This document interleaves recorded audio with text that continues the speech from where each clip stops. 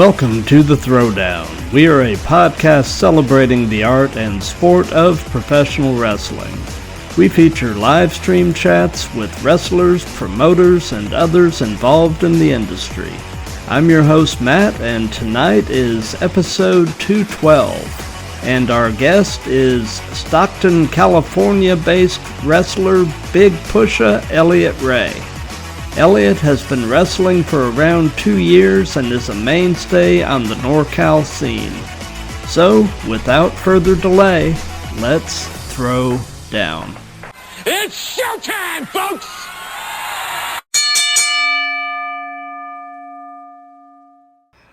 Awesome. Okay, so Throwdown Nation, what is going on? It is a Wednesday. We are live, rolling on Instagram, YouTube, Twitter/X, Facebook, and Twitch. It is episode 212 of the Throwdown, the community on the interwebs where we celebrate the art and sport of professional wrestling with a strong focus on the indies. I'm your host, Matt. And today we are throwing down with a wrestler based in NorCal, Stockton, California, the land of the Diaz brothers. And I have with me the man who brings the power, the presence, and the pressure. My friends, welcome with me, Big Pusha, Elliot Rey. How you doing? Yeah, I'm feeling good. It's a beautiful Wednesday. Absolutely. And for those of you watching us live, let me direct your attention to the ticker that's running on the bottom of the screen. That contains all or at least most of Elliot's social media accounts along with mine. So do us a favor, if you aren't following or subscribed, take the time and go to each of the platforms and do so. It definitely helps both of us. Absolutely. And any questions or comments that you guys have, just throw them in the chat and we'll either handle it as we go or do a little Q&A at the end. So we'll go ahead and get started with the first and really the most obvious question, and that is, how long have you actually been wrestling? I have been active. It'll be 2 years in July. Nice. I started training in 2022, debuted in 2024.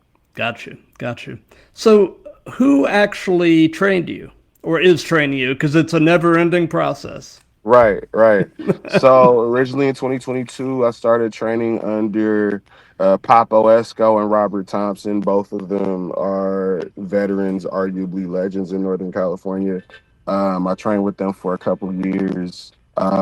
When I felt it was time to go in a different direction, they gave me the blessing. And I was informed about Oasis Pro in Berkeley, California. That's where I currently train at now and have been for the past 2 years. My coaches over there, there's a gang of them. I'm blessed to have a diverse training staff. Sean Sims, Alpha Zoe, both NorCal veterans at this point. Alpha Zoe's been tearing it up and down the West Coast. Also, I train under the South Pacific Savages. That is Iosefa Parisi, Juicy Fanal, who's been seen on GCW, as well as Journey Fatu, who has cut it up on the wrestling and deathmatch circuits. Y'all may or may not know his brother, who may or may not be somewhere big. I don't know. Jacob Fatu, I don't know if you've heard of him. Oh, yeah.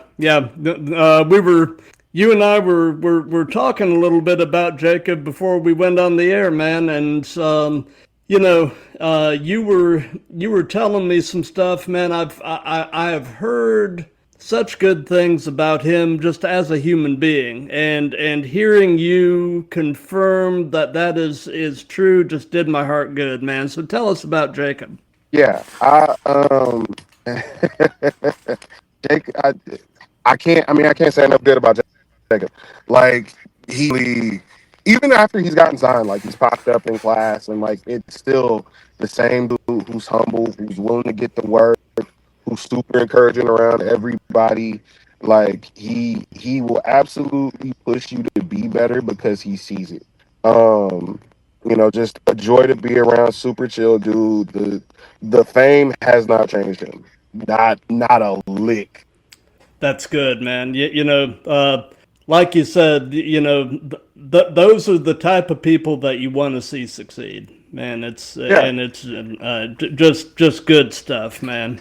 So, in the early stages of your wrestling training, what was the most challenging aspect of professional wrestling for you to wrap your mind and body around? Um, we wrap our body around a lot in this business, but I know definitely, like for me, definitely, I initially got into wrestling one because it was a I kind of had a it's now or never moment, and the other part of it was that at the time I was working a job that it was cool, it paid, but you felt I felt unfulfilled, and I knew I needed something that like I was passionate about.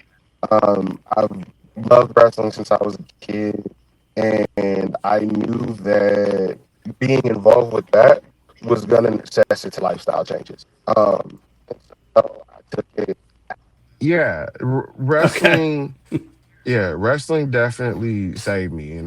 It forced me to break away from some bad habits, um, and shift my life towards, if I'm gonna do this, I need to make sure I do it well.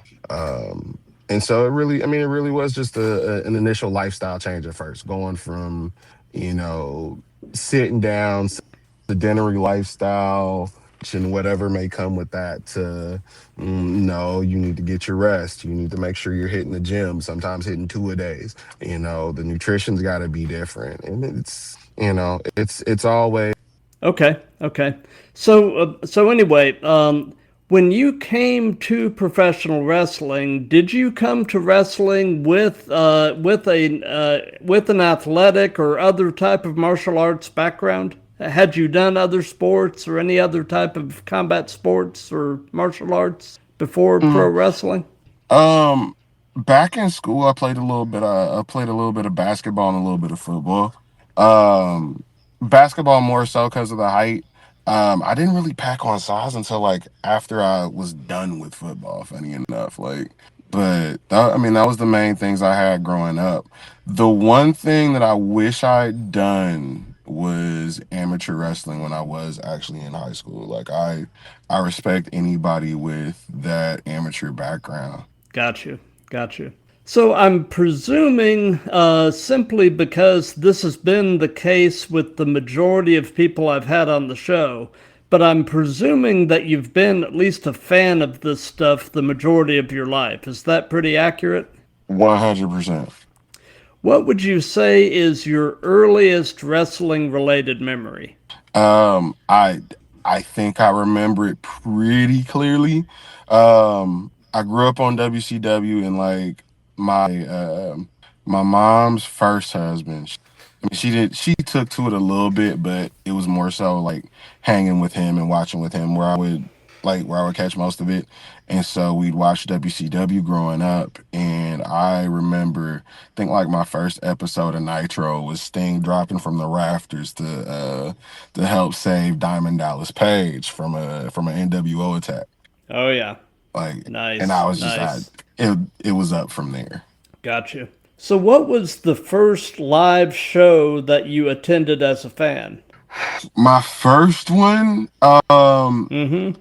I think it was like some WWF house show back in like 97 or 98. I don't like I barely remember that one. I do remember I remember specifically Kane had a match that night because everything goes dark. His music hits, and I just remember the Hellfire Pyro coming up. I think that was like my very first show, and I wasn't able to hit one for years after that. Gotcha. Gotcha. Yeah, my like I said before we went on the air, I've been a fan since the early '80s. But my first live show as a fan was actually not until I was in college. Mm. And some friends of mine in college and I went to the Halloween Havoc 1991 pay-per-view in Chattanooga, Tennessee, Oh yeah. and we were there. They had a like a House of Horrors type of match, and Mm. it actually ended with Abdullah the Butcher in a simulated electric chair getting electrocuted. It I was remember seeing that. I forgot about that. yeah, yeah. Oh So man. that was my first live show, and probably the biggest live moment I've been in attendance for was back in 1998. I was at the Georgia Dome when Goldberg went over on Hogan. Uh, and let me tell you, Goldberg being an Atlanta guy, the noise Mhm. in that place when he went over on Hogan was insane. I mean, I have never heard a roar that loud, and to be there and experience that in person was something that I just treasure. See, that is one thing I'll say. That is one thing I'll say because, like, I know we talked before we went on the air. Like, the business is alive and well. If anything, it's growing, and we're Yep. getting we're getting closer to how things were in like the '90s. But man, those '90s crowds were something else. Like, I would kill to be in one of those crowds now. Oh, no doubt, no doubt. So, I mean, obviously the physical side of this is all extremely important. So, tell us a little bit about your gym routine, and in your mind, what are the most crucial exercise or group of exercises for you to keep in ring shape? Yeah. Right now I'm in the gym at least 3 days a week. That's lifting, getting in some cardio. And I keep that pretty traditional as far as just weight and resistance training goes. On top of that, it's hitting the dojo and going to class at least twice a week. Um, with my coach Alpha Zoe, uh, he puts us through a lot of conditioning drills, a lot of calisthenics. I mean, almost the first hour of class, and it's a 3 hour class, is just us like doing condition, working on the cardio, on top of what we should already be doing outside with just trying to get our bodies together. Um, and I'd argue that the body weight training and being able to have good body control is probably more paramount than being able to lift weights. Of course, hit the bench, hit the dumbbells, hit the weight machine. But the people who I've seen excel are the ones who can hit those plyometrics and hit those calisthenics that just involve just body weight and excelling in that regard. Like, and I've seen it with him because, like, I know over the past few years, like, he's experienced a bit of a transformation himself, and he's all the better for it. So I'd say if there's anything that's definitely like paramount, yeah, hit those push-ups, hit those burpees. Like, that does people so good. It's hard, but I'll swear by that more than anything. Absolutely. So, taking a glance over at the Instagram chat, we've got a few people pulling up to join us. We've got the Wild Side Wrestling Podcast, and we've got an upcoming guest on the Throwdown, Chaos Galvan. Um, and so, away from wrestling, what are some of your other hobbies and interests? What do you like to do with your spare time? Yeah. At some point or another, I was into music.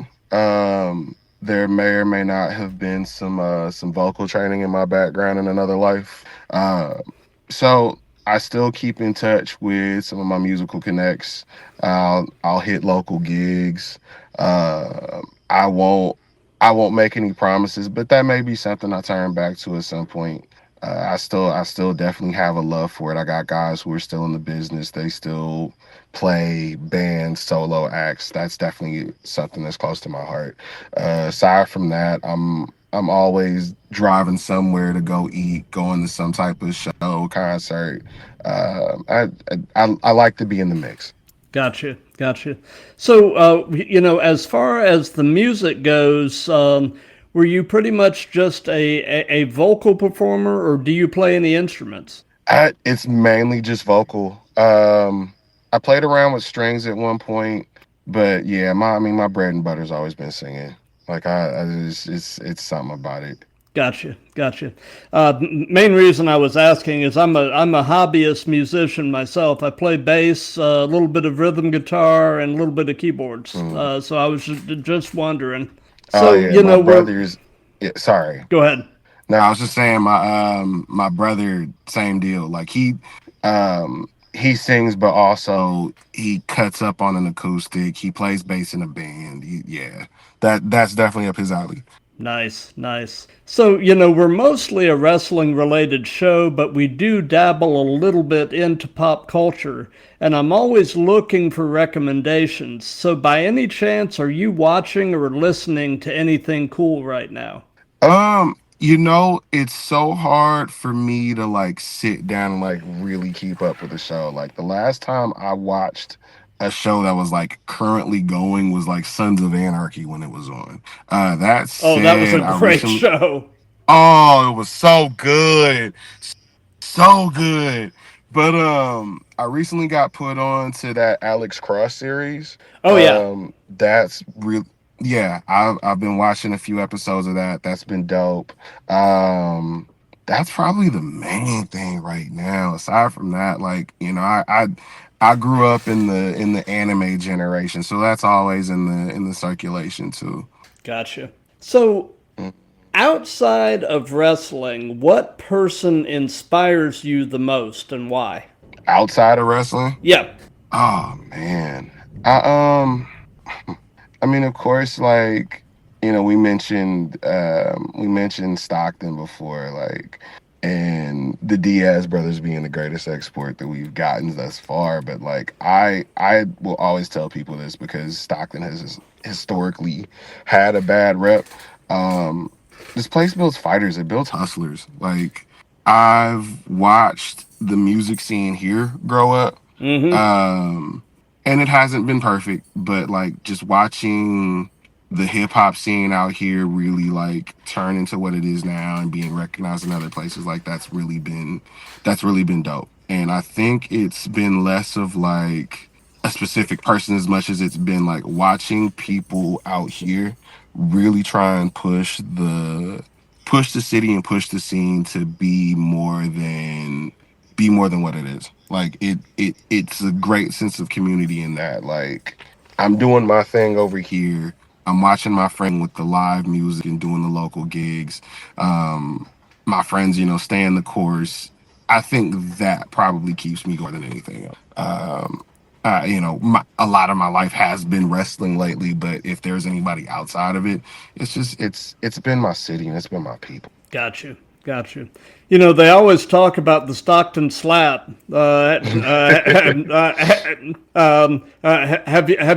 you given or received the Stockton slap? I have not yet. Uh, I'm gonna shout somebody out real quick. Lex Gonzalez Okay. over at West Coast Pro. Um, I've definitely trained with her at one point or another. She's doing her thing on her end of the Bay Area, but I always see her slap the Christ out of somebody in a match. It's the funniest thing to watch. I'm a let So her she have it. she slaps them and you see their soul leave. Is that what you're saying? Yes, 100%. Gotcha, gotcha.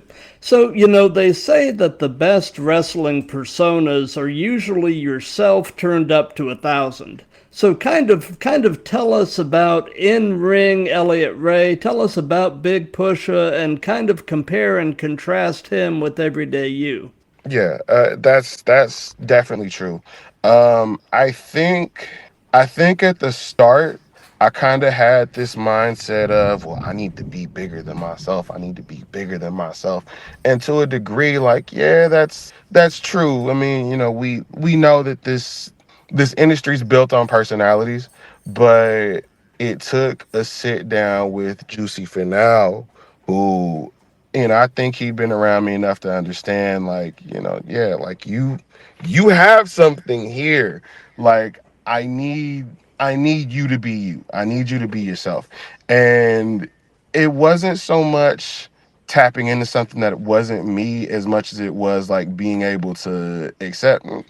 No, I've seen some things. I've been around some stuff. And to turn that into a persona that doesn't necessarily glorify everything that I may have been around, but at least puts a light on it. Um, you know, Big Pusha comes from some places. And the mindset is I'm here to push whatever my program is, whatever my product is, and I'm gonna make the most of it. In this case, it's wrestling. It's you know what I'm saying? It's pulling up to different territories, it's pulling up to different promotions. And I'm gonna make it my block. It's gonna be my porch, it's gonna be where I run up out of. I dare you to get me up out of here. I'm a cool dude outside of it. I'd like to think that I'm real easy to be around. But this is one of those things where like I want what I want. And where some people are happy to be here, which I definitely am, I'm happier when I'm at the top of the totem pole. Absolutely. So, tell us about your very first match. What was it like? How did it go? What were your thoughts? Tell us about the first one. My very first match, oof. Yeah, my very first match was at South Bay Championship Wrestling. I tagged with a man by the name of King Francis, who I used to tag with as a team called the Kingpins Collective. Um, it was me and him against Butch Sawyer, who he was a slasher. You've seen your leather faces, your Oh, masked yeah. butchers, and he teamed up with my first coach, Papo Esco. So yeah, my debut match was at SCW back in 2024, and me and King Francis won. Booted Papo right in his mouth. Got the pin. Nice, nice. So, we've heard about the first one. Now, if you can narrow it down, tell us about your favorite match that you've been a part of. Oh, easy. Um, it's less one match and more of a series that I've had. Okay. Last year I found myself joining up with Alpha Zoe and his tag partner Deidre Fresh. We now are known collectively as the Mob. Um, the Mob's intentions line right along with mine. We push our product, which is wrestling at the highest level. We have since come into disagreements with a group known as the Melanin Mafia out here in Northern California. We've gone back and forth in 3 different matches, and we have torn each other up every single time. This past November, we had a 3-on-3 match where the fans brought the weapons at Oasis Pro's anniversary show, and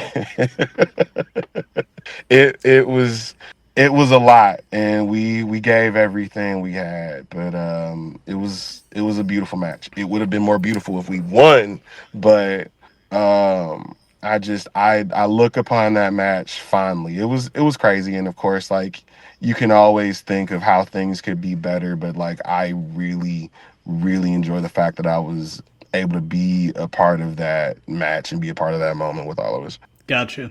What was the most unique weapon the fans brought that night? Oof. Let's see. I saw somebody bring a giant gummy worm. I cracked somebody in the head with a piñata. Somebody brought Moppy that Perry Saturn used to Oh, run yeah. around with. Yep. Yeah. Traffic signs. Somebody brought out a lightsaber that got broke across my back. And then I sidewalk slammed a guy on top of Legos. You know, Yeah. I Yeah. have had some deathmatch guys on the show, and almost without exception, the deathmatch accessory they fear the most is Legos. It's horrible. It genuinely Yeah. was. And it was outside. We did that on a wood Oh floor. no, that's even worse. Yeah. I mean, Yeah, I mean, I have stepped on Legos, and that's bad enough. I couldn't imagine getting, bumping onto Legos. That would just be unreal. yeah, yeah. The amount that you have to hate somebody to slam them on Legos outside at the expense of your own body. Mm. Yeah, no doubt, no doubt. So, you've been doing this long enough that I'm sure you've developed at least some of these. So, what is your biggest wrestling related pet peeve? Oh, hygiene, easily hygiene. I'm big on smells, like just legit. And I can't make this up. I'll be so upset if somebody comes through knowing full well that they have to wrestle with somebody, that they have to be in somebody's face and be on top of somebody's body for 10, 20, 30 minutes, and you stink. Like, why is Mm-hmm. that so hard? So no, that's for shoot. Please, if you're working, show up, babe. Mm-hmm. You know, that is easily the most common answer to that question that I've encountered on the show. And a number of years ago, for several years, I trained in Brazilian Jiu-Jitsu, and Mm. there was always one guy who wouldn't wash his gi, and Man, that's the worst. man, I mean, because those geese they'll hold the funk, Mm-hmm.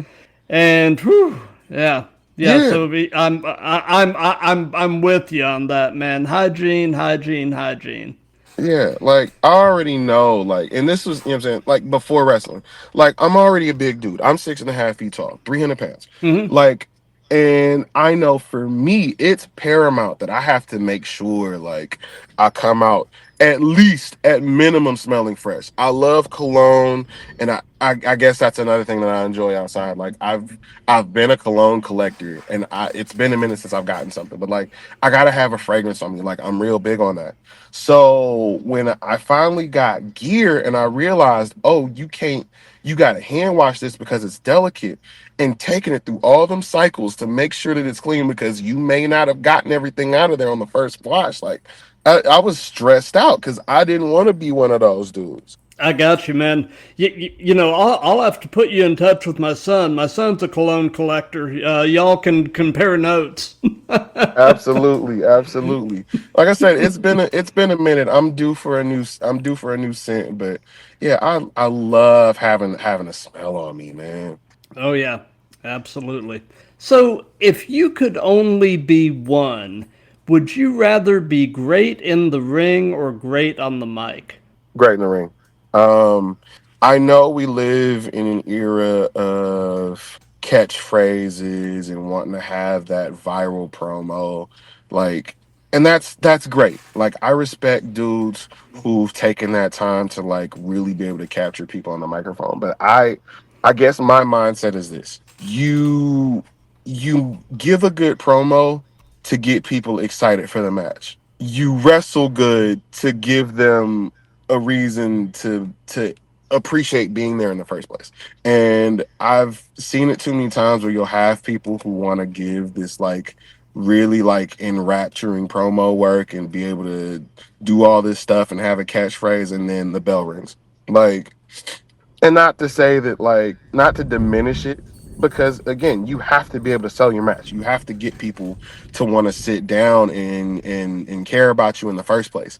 It's got to be both to some degree. Like, you got to at least be capable. But I'd rather be able to deliver in the ring, man. Like, and I'll care about that before I care about being able to talk on the microphone. But Gotcha. you ask me, I do great anyway. So Oh, of course.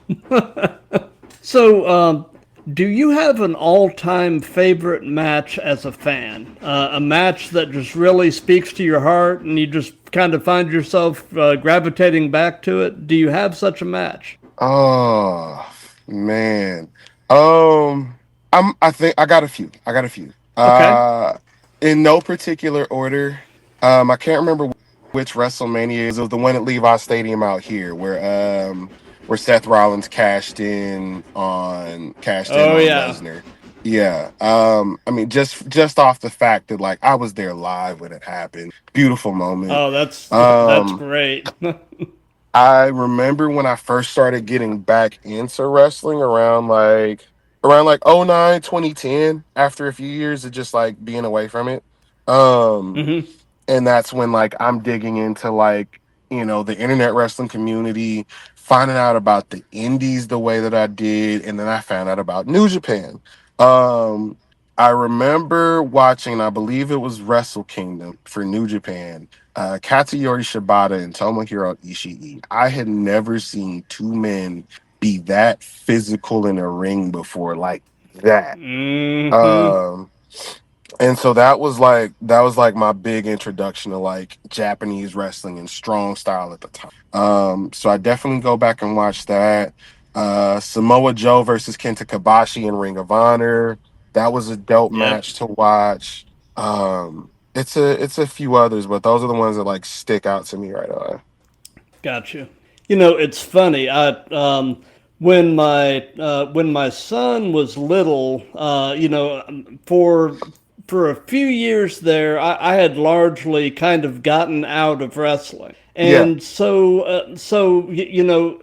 when he got to be about 7 or 8, I started to hear about this guy over in New Japan named Kenny Omega, Mm-hmm. and I knew that on the cable system we had at the time, we had Access TV, and I knew that New Japan was on Access TV. So I Yep. Watching them started kind syndicated of, yep, episodes. yep. Started kind of watching that, and Kenny basically pulled me back into wrestling. So, yeah, I mean, and I love Japanese wrestling. The fans are so different in Japan. I mean, Yes.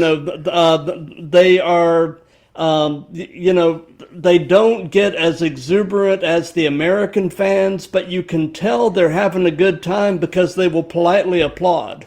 you know, Mm-hmm. uh, but Mm-hmm. but uh, but man, so yeah, Kenny in New Japan is what got me back into wrestling around I guess 2016 or so.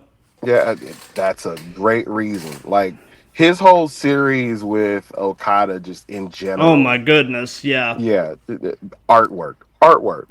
absolutely.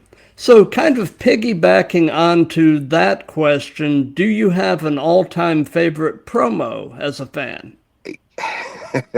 The pipe bomb definitely like holds true. Like Yeah. just because like it was, I think that was my first like recognition of what like work shoot looked like. Yep. Yep. Um Yep. and knowing like, oh, there's actually some legit stuff in here. Like, Yeah, there were kernels of truth in there mm-hmm, that made you a little uncomfortable, and that's where the mm-hmm. magic happens. Right, exactly. So that's definitely one. Another one that I feel like doesn't get talked about enough is it was after Daniel Bryan had like initially stepped away and he Hmm. was doing the whole like talking smack bit with Renee. And Yep. I remember there was one time that the Miz was on and him and Daniel Bryan are having a disagreement, and Daniel Bryan gets on Miz's, Miz's style of work, and that triggers probably some of the most authentic work that I've seen Miz ever do. And up to that, I didn't have an appreciation for him. Like Hmm. I felt how some people tend to do, which is, oh well, Miz is boring. He's not spectacular. He's a reality star, and within the couple of minutes that went on, I had to sit there and think, oh my God, no, Yep. what am I thinking? Because like Yep. it was his passion for the business. It was, I'm sure, like some level of frustration because I'm not the first person to feel that way, or Daniel Bryan probably wasn't the first person to like tell him something of that sort. And he has to tell people, yeah, well, all your favorites are killing themselves and they can't go like they used to. I have been consistent from day one. I've had to work from day one, get my reputation back from day one Yep. Yep. because I Absolutely. love this. Like, Yep. You yeah, know, go ahead. no, I got caught up in it. You know, I'm Oh reliving the yeah, moment. yeah. You know, one of my favorite Miz moments is back when Vince was in charge. He liked to pretend that the entire wrestling universe was contained within WWE. Mhm. He wanted to basically pretend that there wasn't anything going on outside. Right, And I remember watching a promo that Miz was cutting on Seth Rollins, and he called him Tyler Black. And I remember thinking, oh, shit just got real. Because that was something you just didn't do under Vince. and right, right. yeah, but yeah, man, I have always dug Miz, and my wife is a relatively new wrestling fan, and Mhm. Miz has actually become one of her favorites, and she was pointing out the other day that he is at the point in his career where wins and losses are a complete non-factor for him. Because she brought up the fact. She said, "When was the last time you saw Miz win a match?" And I was sitting there thinking, I can't even remember. But it doesn't matter. The guy is contributing so well, doing what he's doing, that wins and Mhm. losses are a non-factor. So Mhm. Yeah, and that's the beautiful thing where like you've now gotten so much of a rapport with the fans and you've done so much to where like it don't matter. You're always going to be important. You're always going to be a fixture wherever you're placed at. exactly. So, and this can be present day or past. Who would be a dream opponent? Who would Big Pusha love to have the opportunity to share a ring with? Present or past? How many do I get? Is it just one? You can give me a handful, or we can be here all night. It's up to you. I'll try and keep it quick. I'll try and keep it quick. Just like um to satisfy my big man, my yeah, like my big man crave. Mike Awesome would be one. Mm-hmm. Getting a Nakamura match at some point, I would love that. Right now, I really, really want a match with Konosuke Takeshita. I think he's still underrated in AEW. Oh yeah.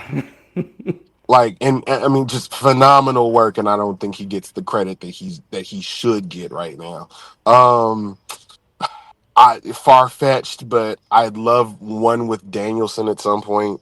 Who else? Who else? Of course, Kenny.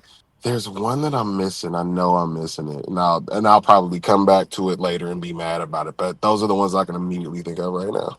Gotcha. So, what is your favorite move? What is something you just really enjoy doing? And on the flip side of that, is there a move that you won't do or you would at least rather not do? And that can be giving or receiving.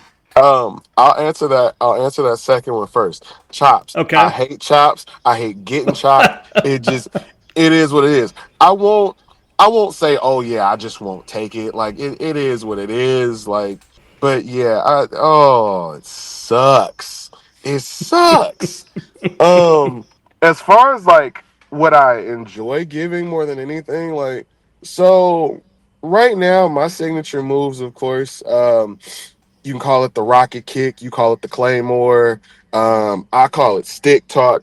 That just jumping up and putting 300 pounds worth of boot in somebody's face is going to put you flat, and it's so Yep. satisfying when it happens. Um, Recently, I've been using a sit out choke slam. I recently used it on Saturday at a show, and somebody's body legit went flying on impact.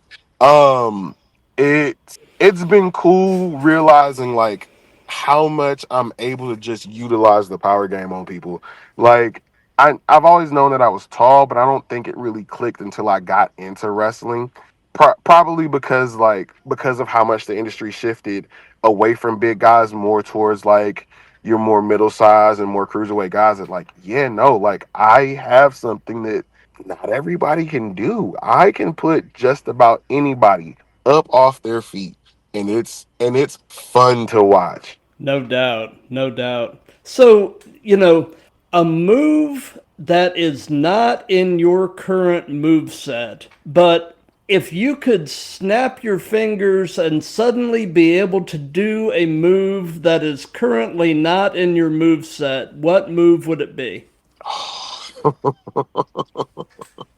I've always been fond of the made in Japan, that pump handle driver. My coach Alpha Zoe uses it. He calls it the welcome to Oakland. Of course, Shingo Takagi uses it. Um, that one, and then funny enough, when I first started training, it was under Lucha. So there's a couple arm drags up in there, but like I and I occasionally can hit a Hurricane Rana, but like every time I see like a Poison Rana, I'm just like, oh my god! Like one day maybe we'll see. Gotcha, gotcha. So, you've been doing this long enough that I'm sure this applies to one degree or another. So I'll ask you what hurts right now. Um, both my wrists, my lower back, one of my knees, and one of my ankles. Gotcha. What is, in your wrestling career thus far, what is the worst bump you have taken? The worst one. Yeah. Oh, I'm trying to think. trying to think. Um, Last year I wrestled a guy by the name of Giga Herrera. He trains out of the 209 Dragons Den, which is out in my neck of the woods. He was the first time I gave somebody a superplex. And I remember on impact, it was just lightning straight from my back all the way down to my fingertips and my toes. And I just kind of had to just sit there. Outside of that, they always tell you generally like bump in the middle of the ring. That's where you're gonna get the most give. It's been a couple little like just haphazard bumps here and there that might have been like closer to the apron or like closer to the ropes. It's just disgusting. They do not feel good. Gotcha. So this is kind of a hot take question. Hmm. Monday night we had the sudden pairing of Seth Rollins and Gunther for Mania. Work rate wise, it's going to be an amazing match, Yes. but storyline wise, make it make sense. I'm here for the next couple Raws to see how this lines up, and Yeah, that's all I can say on that. It was one of those I'm just like, okay. I'm glad. I'm glad they figured out a way for both guys to have a match on Mania. But I mean, storyline wise, it just feels very out of left field. Hmm. And that's and we've definitely had those moments. I think I'm at a point now where like I respect I respect anybody who has to book a show because I get it. You got a bunch of It's not toys. easy. Yeah, Yeah, like it's the it you got your action figures in your toy box and you're trying to figure out which ones you want to play with, which ones you haven't played with in a while, what's broken and needs to be fixed. Like it yep, just just if we're talking from that standpoint, I'm here to see no pun intended the vision play out. yeah, um I don't want to immediately jump on anything and be like, what? And I used to like any right. like a bunch of fans have, but let's see it through, especially considering who we're talking about in question, because yeah, on paper, like Gunther and Seth is gonna be Oh, it's like going to be sick. yeah. Absolutely. I mean, like I said, match wise, I'm looking forward to it, but I'm hoping they do something storyline wise to make it at least make a little bit more sense than it does. Mm-hmm. But we'll see. But we'll see. Yeah, I don't think Seth's retiring anytime soon. So Nah, let's figure this nah, it's out. not. Yep. So, knowing everything you know at this point in your life, if you could give any advice to your younger self, what would it be? Do it sooner. It. I'm blessed to be where I'm at now and to be able to say that I've taken part of this and that I can continue to make my mark in this. But 100%, like, I would say do it sooner. And this is knowing full well that, like, a lot of the reason why I didn't is I didn't have the drive at the time. Because I Right. had started looking like years ago and then I just fell off of it. But, like, I know the person that I was when I first started. I probably would have squandered the opportunity, but part of me wants to believe that maybe if I'd have just went for it, that might have been the kick in the butt to like get life together. Gotcha. So, do you have any pre show traditions? Any things that you try to do consistently before you walk through the curtain? Oh man. I I try to really like watch what I eat that day. Um it's mentally it's figuring out what I'm gonna do to celebrate after. Cause like like win or lose. Like I get so happy about being able to perform that there is a level of like, let me treat myself for, what I'm saying, being able to make it here. Oh, for sure. For Um, sure. so yeah, it's a matter of like trying to get my day together in the sense of like what are we gonna do after? It's trying to make sure I eat decent leading up to outside of that, like I try to keep it like real zen, real just like I have been in locker rooms like just laughing and kikiing it up with the boys and the girls just because like it's just I don't know like I it's serious business, but I also want to like go in there just with as good of a heart as possible before it's curtain time. And then the music hits and it's like, I got my music that I come out to and there's a whole little just like lyric part and like I'll really just be in gorilla, be right behind the curtain, just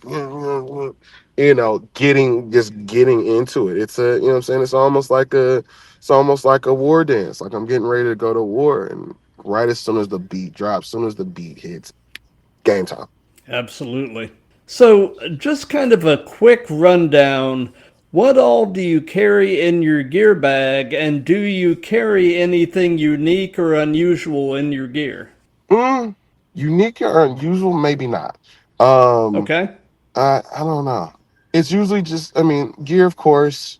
Um, extra set of smell goods for whatever, deodorant, cologne. Um, and then I'll usually have like this chain with me. There's another gold chain that I'll wrestle in.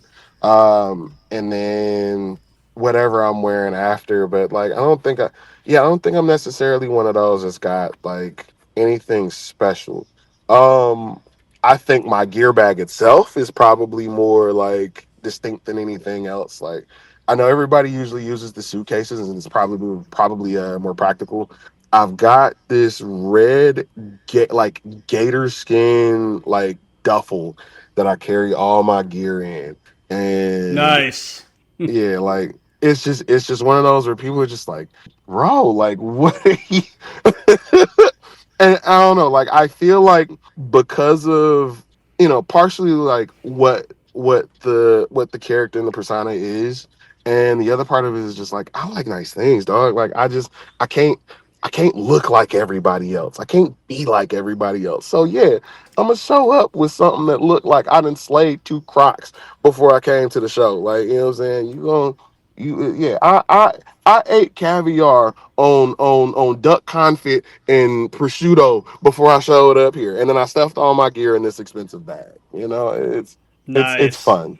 Everybody knows I, whose bag it is. I love it. I love it. So, something that we've done in all of these that's just been kind of fun is we've let the current guest pose a question for the next guest. And my previous guest is a wrestler based out in San Antonio, Texas, by the name of Chase Nebular. Mm-hmm. And the question that he posed is, what is your favorite conspiracy theory? Ooh, that's a good one. I I trip out over the backroom theory. The knowing that behind any door there's always there's almost always some little, like, you've got the service hallways that lead to whatever may be going on behind. I know I've seen like a couple of videos of people who, like, they'll go on Google Earth and they'll, like, pull up some random location, zoom in, and suddenly it's like some very indistinct office building leading to God knows what. Um, I mean, there's definitely been a few things that, like, I've, like, looked into or gone down like a YouTube rabbit hole, but I think that's like that probably trips me out more than anything. It's just like, right next door or right down the street in your local office park, there may be something nefarious going down. Yeah, yep. And that's the thing, you just never know. I Mm-hmm. mean, Mm-hmm. so yeah, it's some definitely interesting things out there. Yeah. So, since this is part of a series, do you have a question that you would like to pose to the next guest? Yep. Um, for whoever comes up next, who has your favorite gear that you've seen? Like, Oh, I what's your like favorite? that. Yeah, what's your favorite wrestler's gear from what show? Nice, nice. How would you answer that? You know who really kills it with the gear game right now? Andrade. Yes. Like, his whole presentation is, I love it so much. Yep. Absolutely. Hmm. So, the final question, and this is one that I've actually kind of put in here fairly recently. During his retirement tour, John Cena kept bringing up the concept of leaving wrestling better than he found it, and I really dig that idea and feel like that's really something to strive for. So I mean, Hmm. you're still comparatively young in your career, but Right. someday when your wrestling career is over, how do you hope to leave wrestling better than you found it? I think I'm doing that now. Um, I mentioned earlier the 209 Dragons Den. They're based out of Lodi, California, which is the next town over from Stockton. Okay. Um, I've recently started working with them for their shows. It's not my home dojo, but also I love the talent that's coming out of there, and I love the fans that they've been able to bring in for their shows. I want I want my area to be a hub for wrestling as much as the rest of Northern California before I'm done. Um, like my friends don't shut up about the fact that, like, prior to me, like, they didn't even, like, I mean, yeah, of course, like, they watched The Rock and Stone Cold as kids, but, like, them being able to, like, see my social media and, like, all the shows that I'm at, and, like, being able to realize, oh, there's a bunch of wrestling going on out here. Like, being able to build up the house and being able to, what I'm saying, make this place into more of a hub than it already is. Like, we've already got the Diaz brothers as far as, like, fighting goes.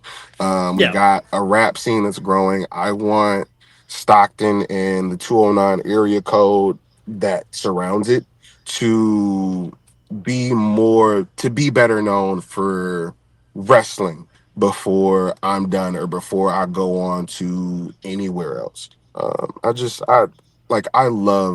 I love California. I love the West Coast, and I will be so happy to be able to fly that flag and represent it wherever it goes. Gotcha.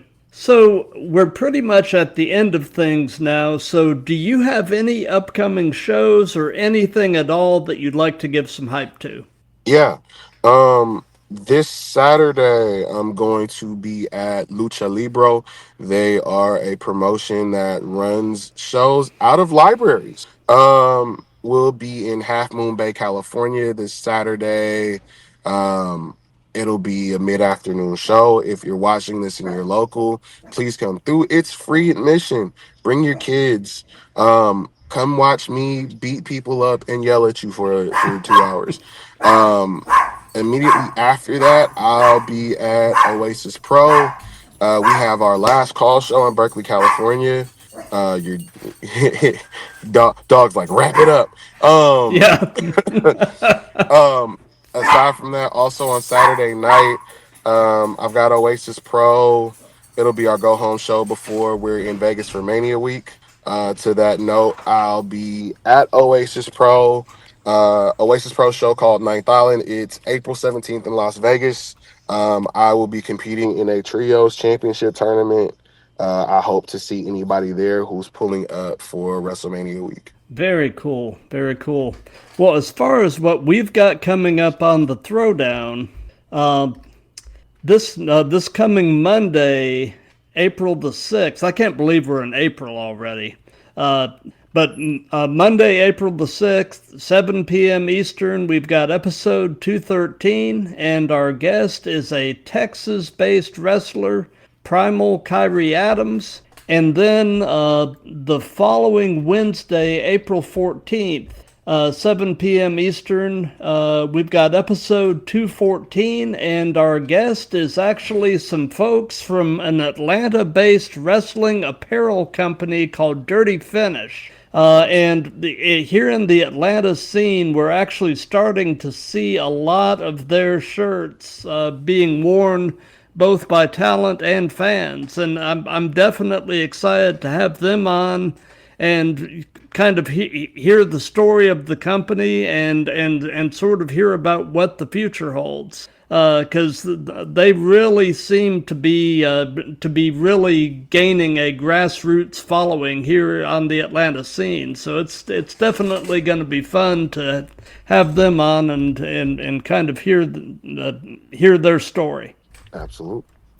But man, I want to thank you for your time. This has been an absolute blast, and you know, there is nothing better than two or more people nerding out about this stuff.